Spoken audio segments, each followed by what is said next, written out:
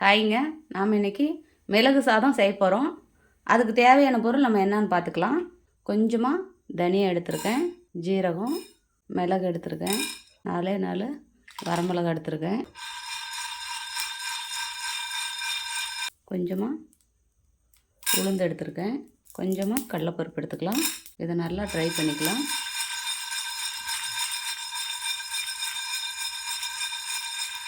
எண்ணெய் சேர்க்காமல் வறுக்கணும்.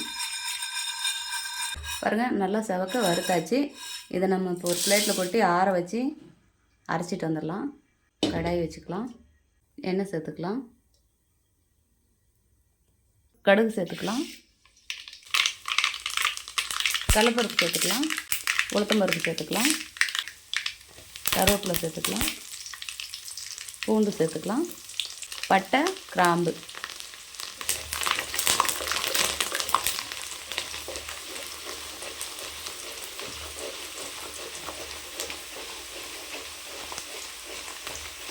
இப்போ அரைச்சி வச்சு பொடி சேர்த்துக்கலாம். அடுப்பு கம்மியாக வச்சுக்கணும். சோறு வந்து நல்லா விசில் விட்டு இறக்கி வச்சுருக்கேன். இப்படி நல்லா சேர்த்துக்கோங்க.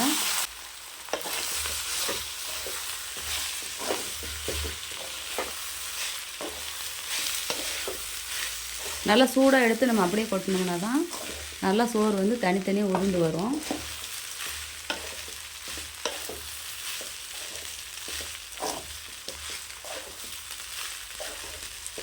உப்பு சேர்த்துக்கலாம்.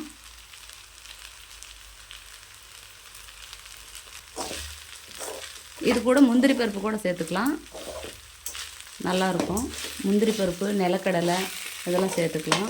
நான் வந்து அதெல்லாம் சேர்க்கல. உங்களுக்கு தேவைன்னா நீங்கள் சேர்த்துக்கலாம்.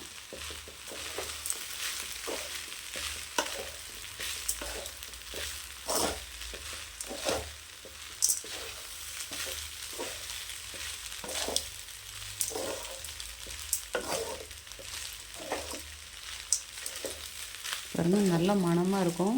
அதுவும் இந்த மழை காலத்துக்கெல்லாம் தொண்டையெல்லாம் கரகரன்னு இந்த சளி பிடிச்சிட்ட மாதிரி இருந்துச்சுன்னா இந்த மிளகு சாதமெல்லாம் மிளகு பூண்டெல்லாம் சேர்த்து நல்லா சாதம் செஞ்சு கொடுத்தீங்கன்னா ரொம்ப சூப்பராக இருக்கும். சளியெல்லாம் இருக்காது. ஒரே ஒரு ஸ்பூன் நெய் சேர்த்துக்கலாம். பாருங்கள், நெய் சேர்த்துக்கிட்டோம்னா நல்லா மணமாக இருக்கும், சூப்பராக இருக்கும் ஸ்மெல்லெல்லாம்.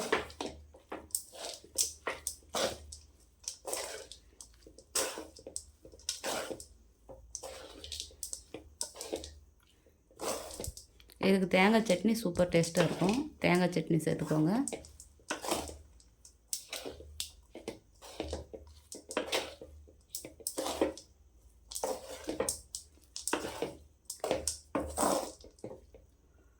சூப்பரான சுவையான மிளகு சாதம் ரெடி ஆயிடுச்சு. இதே மாதிரி நீங்களும் உங்கள் வீட்டில் செஞ்சு பாருங்கள்.